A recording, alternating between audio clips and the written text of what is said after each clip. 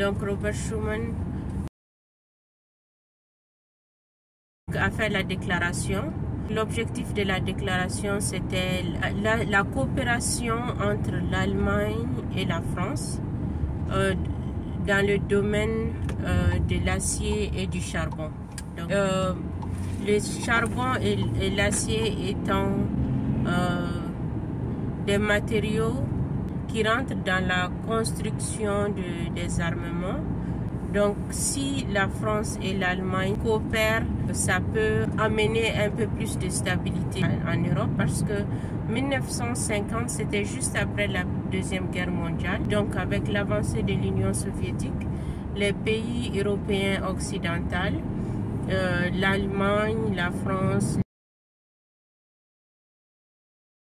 le Royaume-Uni, les Pays-Bas, la Belgique, le Luxembourg.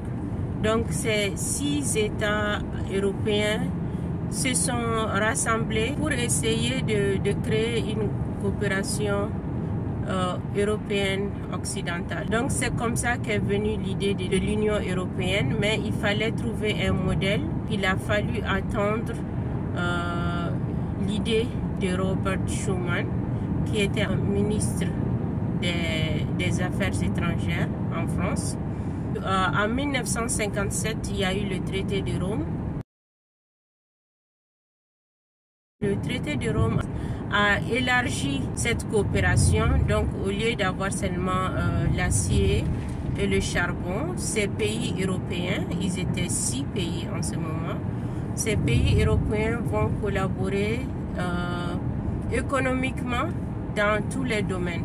Donc, ils vont essayer de partager un marché commun, c'est-à-dire le déplacement libre des personnes et des marchandises. Donc, ensuite, il y a eu le traité de Maastricht.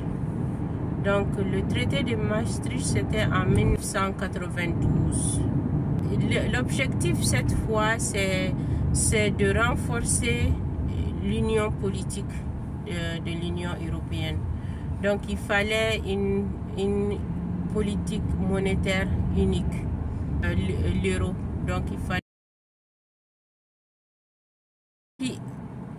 Donc l'Europe a commencé avec 6 États, donc les autres États ont dû adhérer au fur et à mesure pour aboutir à 27 États membres.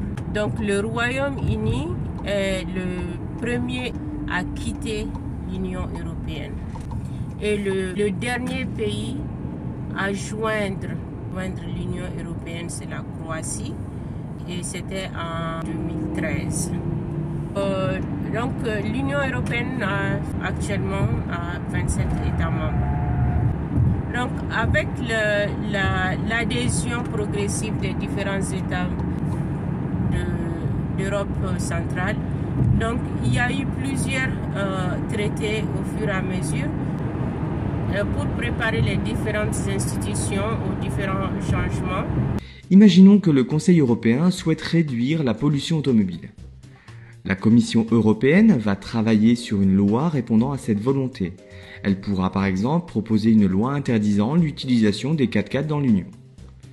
Ce texte est alors soumis au vote du Parlement et du Conseil de l'Union européenne. Une fois adoptés, les actes législatifs sont mis en œuvre par les États membres. La Commission est alors chargée de veiller à ce qu'ils soient correctement appliqués.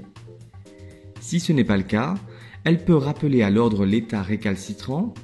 Si un État refuse d'appliquer la nouvelle loi, c'est à la Cour de justice, détenteur du pouvoir judiciaire européen, d'intervenir.